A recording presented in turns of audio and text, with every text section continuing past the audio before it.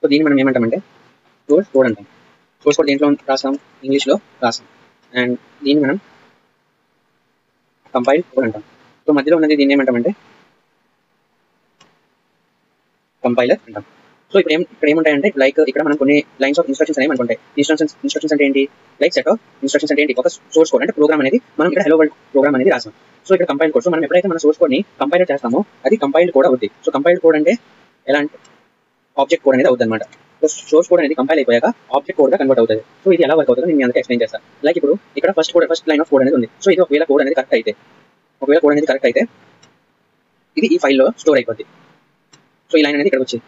దాని తర్వాత ఒకవేళ ఈ లైన్ అనేది ఎర్రర్ అయితే, సెకండ్ లైన్ ఆఫ్ కోడ్ అనేది ఎర్రర్ అనేది వస్తే, సో సేమ్ ఆ లైన్ కూడా ఈ ఫైల్లో స్టోర్ అవుద్ది. సో దీన్ని మనం ఏంటంటాం, ఇక్కడ స్టోర్ అవుతున్నది ఆబ్జెక్ట్ కోడ్, ఇక్కడ స్టోర్ ఉన్నది source code. So source code నుంచి కంపైలర్ ఏం చేస్తుందంటే ఆబ్జెక్ట్ కోడ్ గా కన్వర్ట్ చేస్తుంది. సో ఒకవేళ కరెక్ట్ అయినా అండ్ తప్పైనా అది ఆబ్జెక్ట్ కోడ్ గా కన్వర్ట్ అవుతుంది. సో లైక్ ఇప్పుడు నెక్స్ట్ కోడ్ ఇది కరెక్ట్ గా ఉంది, సో ఇది ఇక్కడ స్టోర్ అవుతుంది.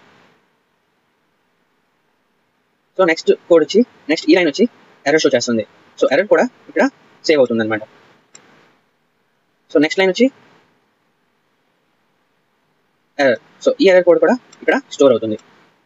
సో ఇక్కడ మనం ఫస్ట్ లైన్ వచ్చి error and correct and second line error, third line correct and fourth line error and fifth line also error. So ఇవన్నీ కంపైల్ వన్ తర్వాత ఇవన్నీ కంపైల్ అయిపోయాక ఇవన్నీ ఆబ్జెక్ట్ కోడ్ లో స్టోర్ అవుతుంది. దాన్ని మనం కంపైల్డ్ కోడ్ కూడా అంటాం. So source code into binary code which check the error also. So అంటే ఈ సోర్స్ కోడ్ ఏంటి, సోర్స్ కోడ్ అనేది high level language to binary code అంటే source code to binary code గా కన్వర్ట్ అవుతూ ఇంకా ఎర్రర్స్ కూడా చెక్ చేస్తుంది. సో ఇక్కడ ఆల్రెడీ 3 ఎర్రర్స్ ఉన్నాయి, అంటే 3 రెడ్ లైన్స్ ఉన్నాయి. సో మనకి 3 ఎర్రర్స్ అనేవి ఉన్నాయి. సో ట్రాన్స్లేటర్స్ అనేవి ఏమేమి చేస్తాయంటే 2 థింగ్స్ అనేవి చేస్తాయి. First source code to binary code and second వచ్చి ఎర్రర్ చెకింగ్ అనమాట. సో ఎర్రర్ అనేది కూడా చెక్ చేస్తుంది. సో మనం ఇక్కడ మనకి second line and fourth line and fifth line we got errors అనమాట. బట్ ప్రోగ్రామ్ అనేది స్టాప్ అయిందా, స్టాప్ అవ్వలేదు. After completion of all lines showing error. So అన్ని లైన్ ఆఫ్ కోడ్ అనేది కంప్లీట్ అయిపోయాక ఇక్కడ మనకి ఆబ్జెక్ట్ కోడ్ లో ఎర్రర్ అనేది చూపిస్తుంది. Suppose there is no error, we go for run. ఒకవేళ ఎర్రర్ ఏం లేకపోతే నెక్స్ట్ ఏమవుతుందంటే ఇక్కడ కోడ్ అనేది రన్ అవుతుంది అనమాట. కోడ్ అనేది రన్ అవుతుంది. అండ్ రన్ ఇవి దీన్ని ఏమంటామంటే .exe ఫైల్ అంటాం.